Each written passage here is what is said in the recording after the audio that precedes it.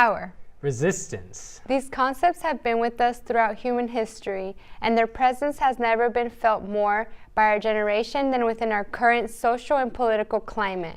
The election of Donald Trump. The Women's March on Washington. Racial discrimination and police brutality. Black Lives Matter. The Dakota Access Pipeline. Standing Rock. These conditions, movements, and events of our contemporary American moment occupy spaces of tension between power and resistance. What you are about to see are stories that exemplify this tension and the struggle within. The issues we face today are not the result of a single president or administration. These issues have persisted throughout the history of our nation. With this in mind, we hope that these stories empower you to act and empower you to resist. Stay strong, stay the course, and stay tuned for Resistance. I'm Roxana Cadena. And I'm Ace Wilson. Our first segment details the experience of undocumented students in higher education. Mariela Diaz, Dan Samford, and our very own Roxana Cadena cover the story of Stephanie, an undocumented student here in Washington State. Professor Grace Huerta also shares her thoughts on immigration issues and the realities undocumented students face daily. Thank you for joining us. Now let's go ahead and watch our first documentary.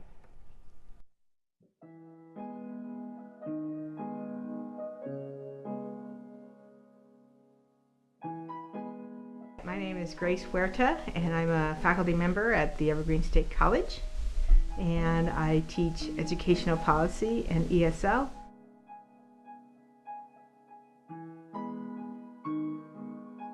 Following the election of Trump, it was really fantastic to bring together this coalition of faculty, students, and community members in a really short period of time.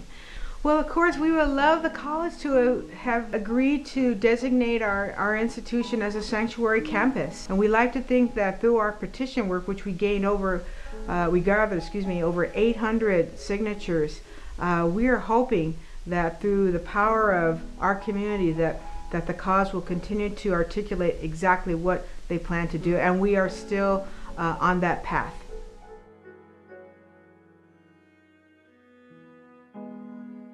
Our students need to know, hey, is this a safe place? Hey, will the college stand by us?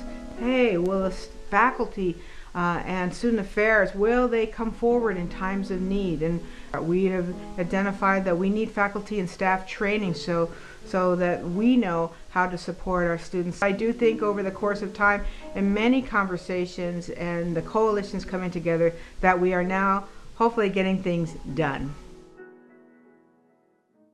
I'm Stephanie Flores, I'm 24, and I am a undocumented student here in Washington State.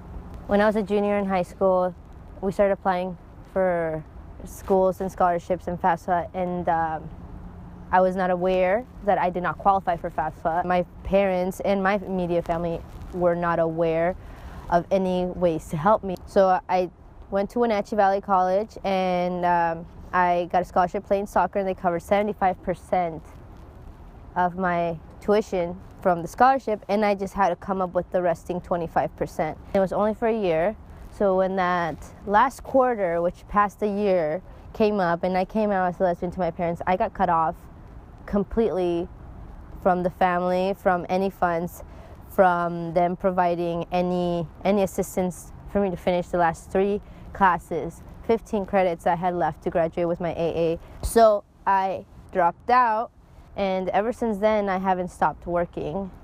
5 years later, I am trying to get back into school. So I'm determined to get back. And even though I have some obstacles facing me today, I feel like,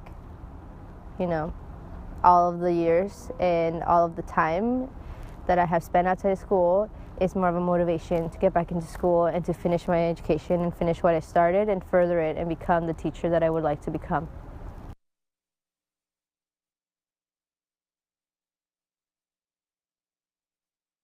These schools could provide that assistance, that extra assistance to just help them be informed and know what schools provide what for what people, and especially with scholarships, because You know, there are specific scholarships for undocumented students. Sometimes undocumented students, not just them, you know, any student in general, they don't have access to laptops, or they don't have, you know, access to different things that sometimes people take for granted.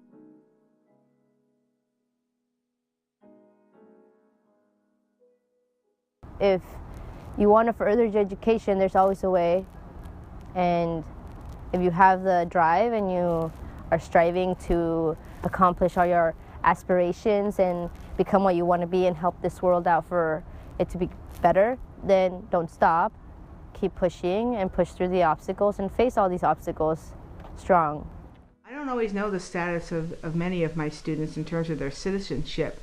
However, if they self-support, over the years I have had students who say, like, my parents, you know, brought me here when I was very young, or I came with extended family, and as a result have been living under the radar for many, many years. And it's really amazing to see some of these students and how they persist and they keep going. It's really powerful to see students just becoming more strong, I'd say, over the years.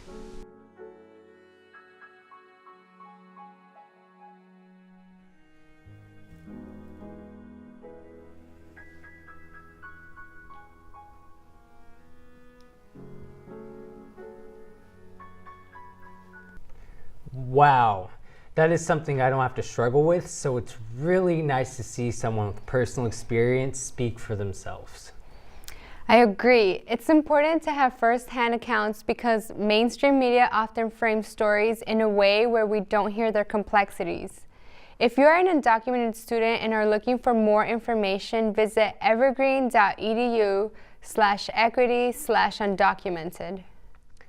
Up next, we have a PSA about the Emma Goldman Youth and Homeless Outreach Project, or EGGY-HOP, a grassroots, all-volunteer-run organization that provides emergency supplies, services, and resources to the homeless and low-income populations living on the streets of Olympia, Washington. Let's right into this PSA by Caitlin Roach and Evan Bedlion.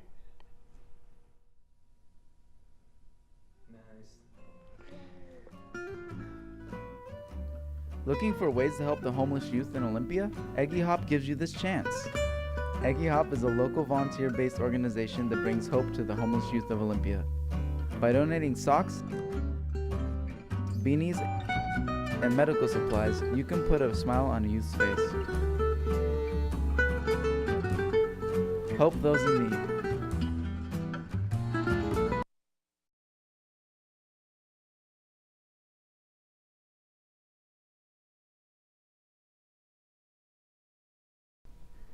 They also accept donations, which you could drop off at Traditions Cafe or the Interfaith Work Shelter. Coming up next, looking for some much-needed comic relief to combat the negative effects of dire news? Here is Maggie Harris with your latest weather report. In weather news today, the eastern seaboard has been blanketed by the largest nor'easter storm since last week, virtually shutting down businesses, public services, and travel all over the East Coast. Major airports are closed as far south as Atlanta and as far north as Boston due to the storm, which has dropped as much as 84 inches of snow in the past 12 hours, with winds gusting as high as 80 miles per hour. At least 173 deaths are blamed on the storm. Let's go to our correspondent in the field.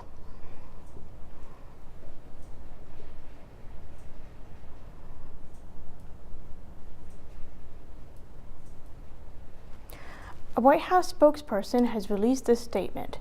"We are relieved that the warming climate trends of the past century have come to an end with this storm, putting an end to the fake news and very fake science of global warming." Staying at his underground bunker at Mar-a-Lago, President Trump tweeted, "There is no longer any need for the Paris Accord. Weather Channel, big threat to the United States. Sad."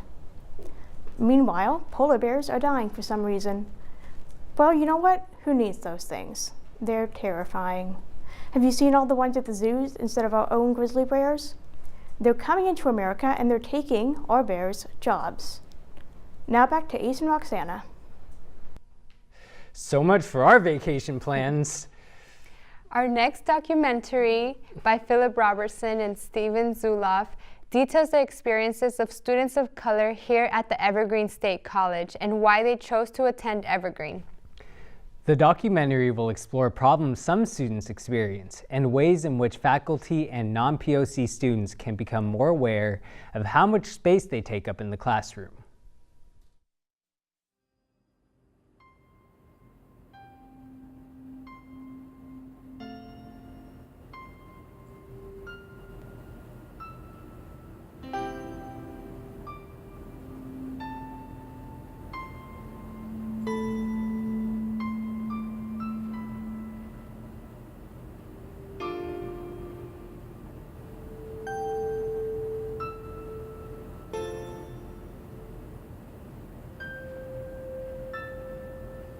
The reason why I decided to attend Evergreen was mostly because it was marketed as kind of like a non-competitive kind of school, and basically in the way that they don't really have like letter grades, or there's not really a focus on trying to get students to work against each other, but rather work together. It's super freeform and interdisciplinary, and you can pick your own major and like make your own classes, and that just sounded very appealing to me at the time of not even wanting to do school. I came here specifically to a non-traditional school because I believe it gave me enough room to delve into my ideas and academic interest.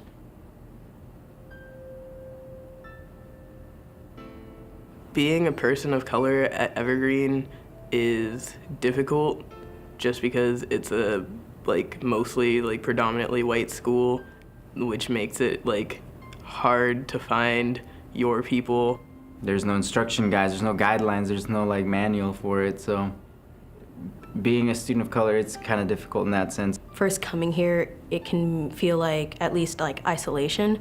You don't see a lot of yourself in the teachers or the classes, and you really do have to look hard to find other people who share the same experiences as you. There's not many resources that are thrown to students of color, so you have to, as students of color, we have to basically storm the board of trustees or raise a ruckus to get any form of attention. So you watch a lot more than you talk, which I don't know, it's nice, but also everybody needs to shut up sometimes, but you can't tell them to. Sometimes it can feel like being a percentage or a statistic. Non-POC people, white people in seminars, they say a lot of stuff. And it gets tiring after a while.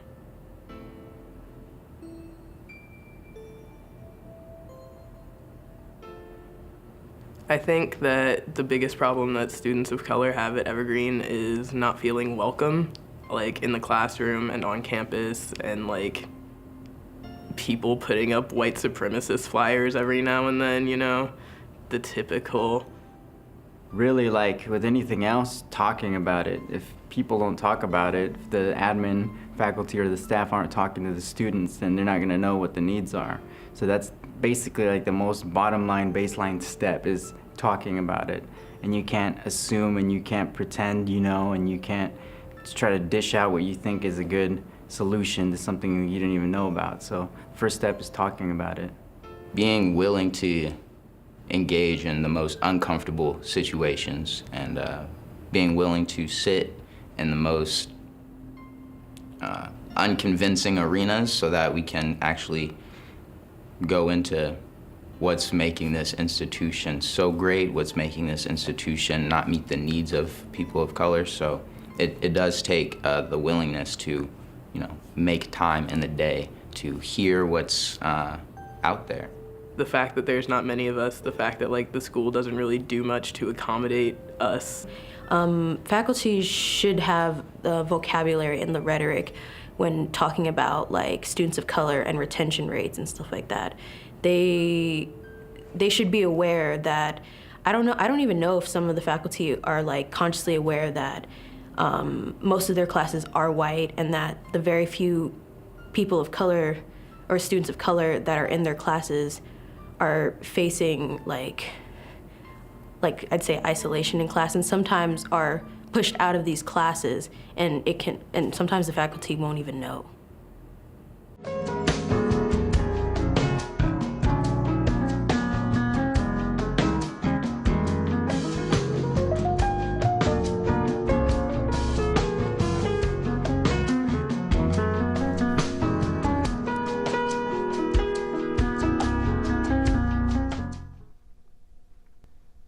So I actually have a lot of volunteer experience.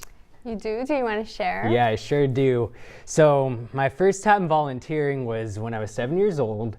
I helped my grandma plant turnips. They were really delicious and they were scrumptious. And I used to volunteer in high school.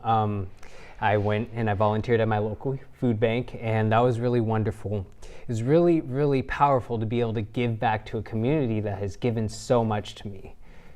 What about you, Roxana? My first time volunteering wasn't so good. I was there by choice, and all the other people there were there by force, and it was really weird. I felt uncomfortable.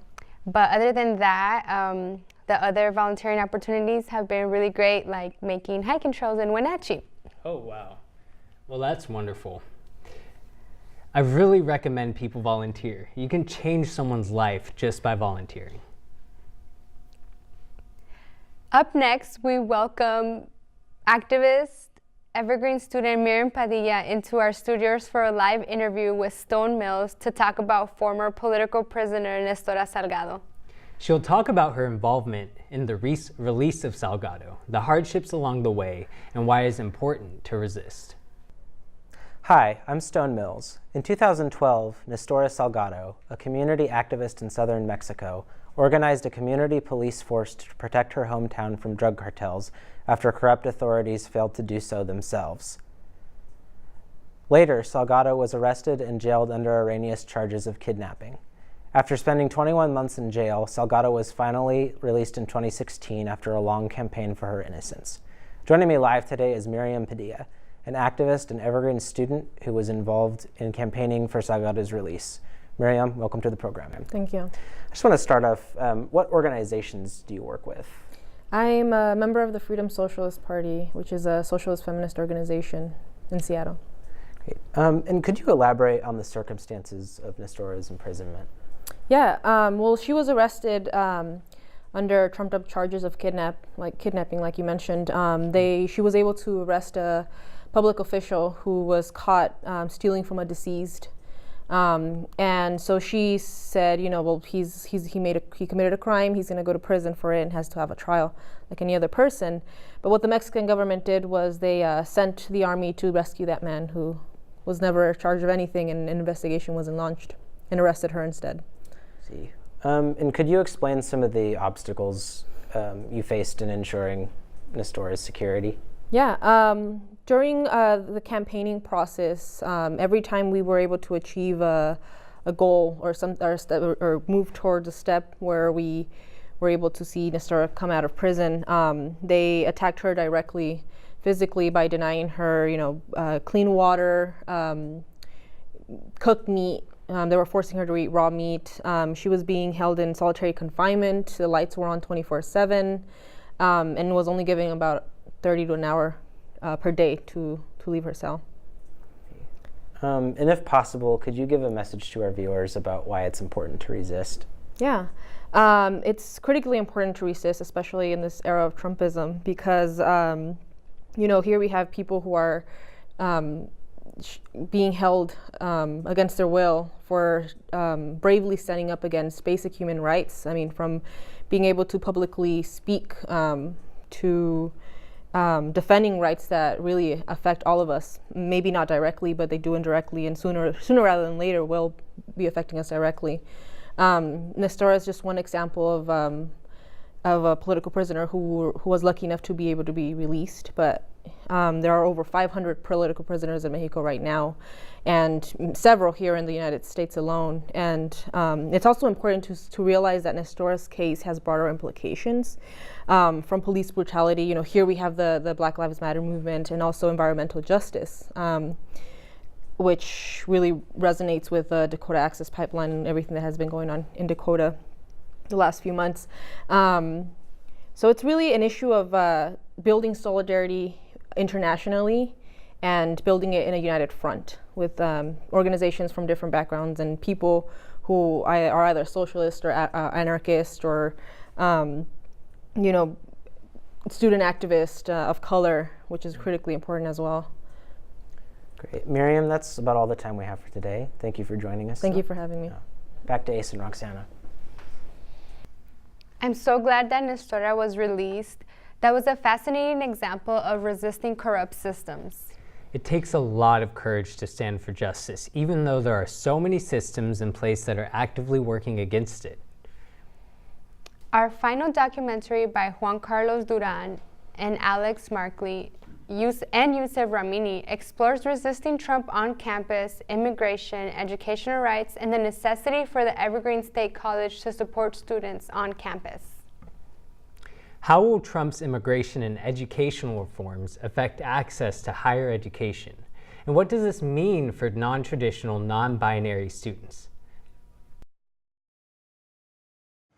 And so the question becomes, how many is enough and how many is too many, would you say?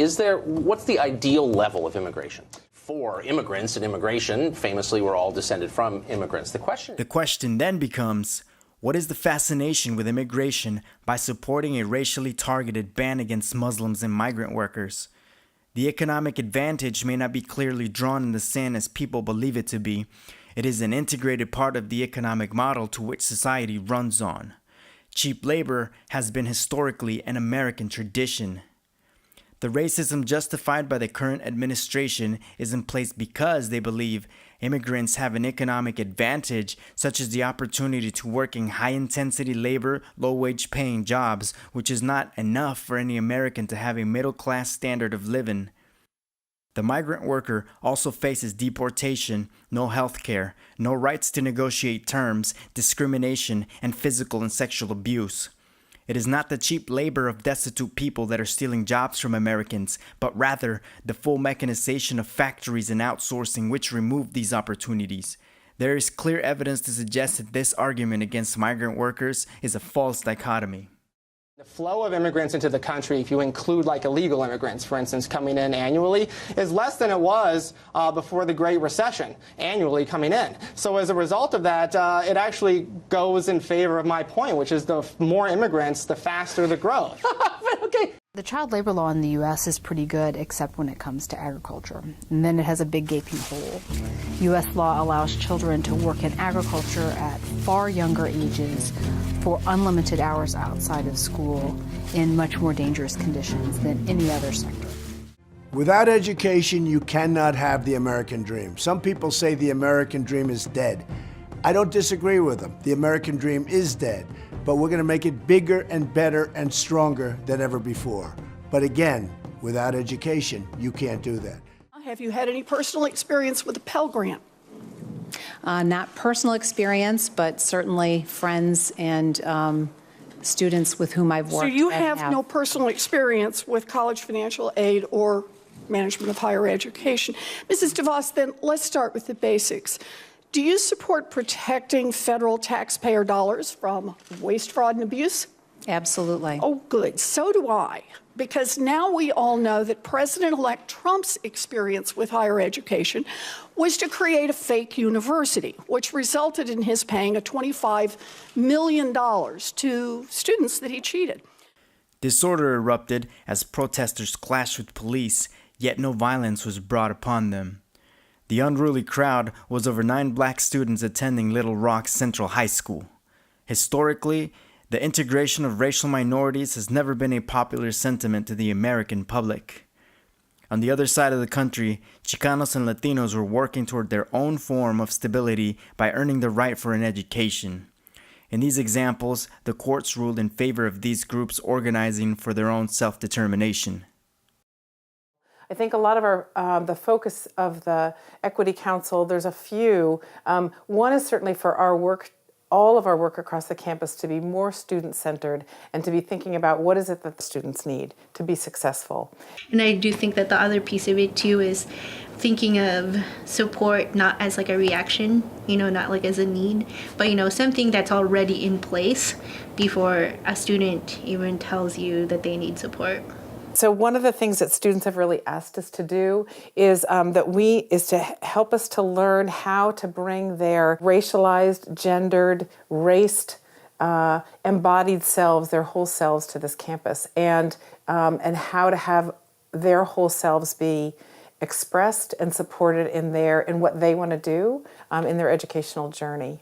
And I think one of the things we need to do is give students the resources to be the fighters, or to at least be able to thrive even in a tough community.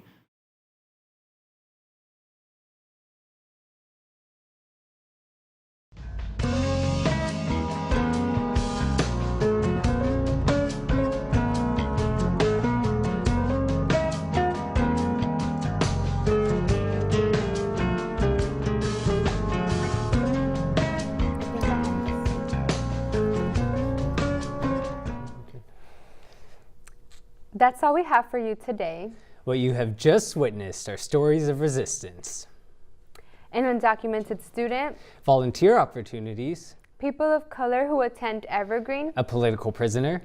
These stories have highlighted voices you may not have heard before, challenged your ways of thinking, and hopefully inspired you to do what you can to resist the injustices of our society. Resistance did not start with Donald Trump, and nor should it end with his presidency. Resistance must be maintained and reinforced, held dear and held sacred if we are to fight injustice.